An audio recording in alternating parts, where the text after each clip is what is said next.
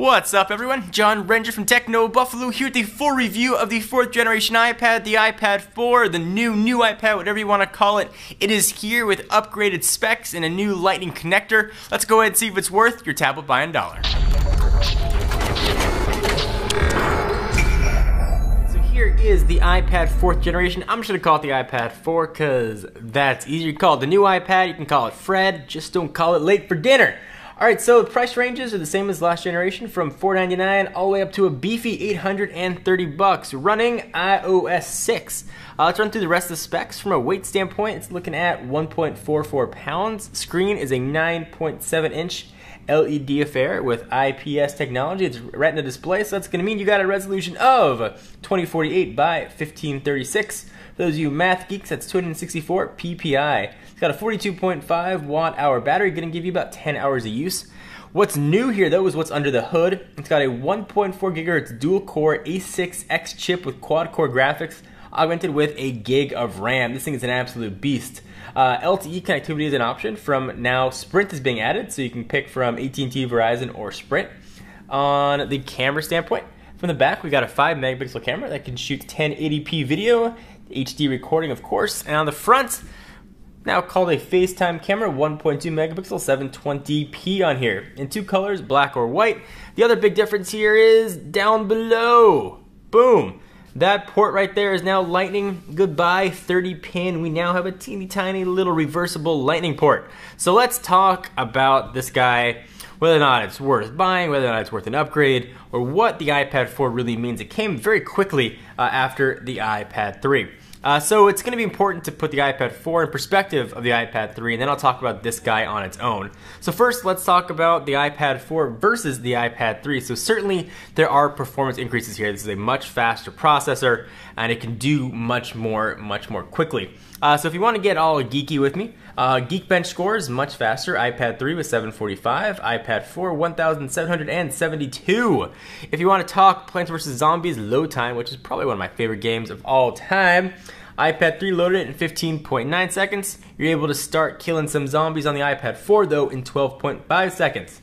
GL benchmark, looking at 87 frames per second on the iPad 3 and 132 frames per second on the iPad 4.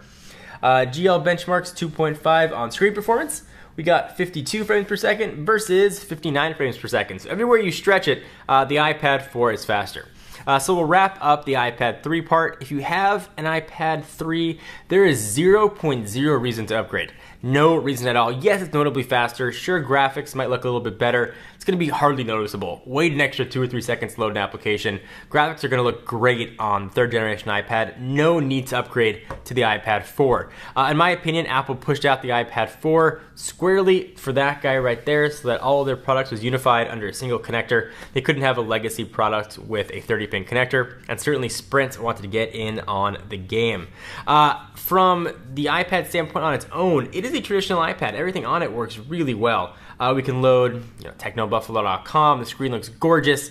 The whites are white, the blacks are black. Because of that Retina display, there's never any text pixelization that you might get on an iPad 2 or an iPad mini with that lower resolution. Things just look absolutely gorgeous. Playing video on it is absolutely outstanding. You could watch a movie and you could be good to go for quite a while. Video quality is awesome. Of course, the big deal here is the App Store. It's got all the apps that Apple offers. There really isn't much of a value add versus the iPad 3. If you're coming from an iPad 2, an iPad 1, it's going to be a great upgrade. You're going to be introduced to a Retina display, which really you can see a difference, and you're going to get that better graphics performance. But if you've got a 3rd generation, just skip this guy completely and wait for the next gen. Perhaps we'll see a case redesign.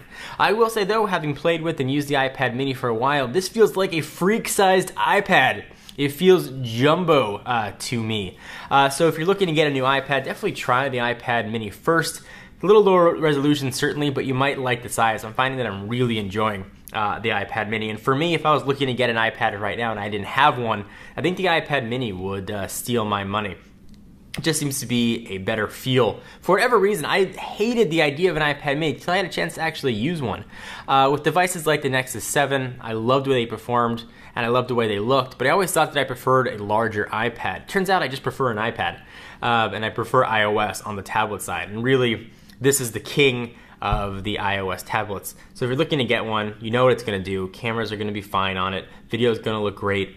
It's going to work pretty well. There's not much new you can say about this. It hasn't been said with previous generation iPads. It works well. It's going to have great performance. You're going to have the same amount of battery life you had with the last gen, despite the upgrade in performance. And you're going to get just a nice tablet experience. And of course, all the accessories will be available for it as well. iPad 4 on the Techno Buffalo scale gets a solid 9. I like to see thinner bezels, similar to what we have in the iPad mini. One of the cool things that that's got is as you hold it, you continue to scroll, it's not going to do anything. So certainly that big bezel isn't going to be necessary. It's a feature that got built into the newest version of iOS 6. So that big bezel is not going to need to be there, so you can manipulate it without sort of accidentally touching the screen. So I certainly would like to see a smaller bezel. Perhaps a case redesign would have improved it and got it up to that very coveted 10 spot. This is a great tablet, arguably one of the best tablets on the market. I'm John Rettinger from Techno Buffalo. Check us out for the latest and greatest tech news, and I'll see you in the next video. Bye-bye.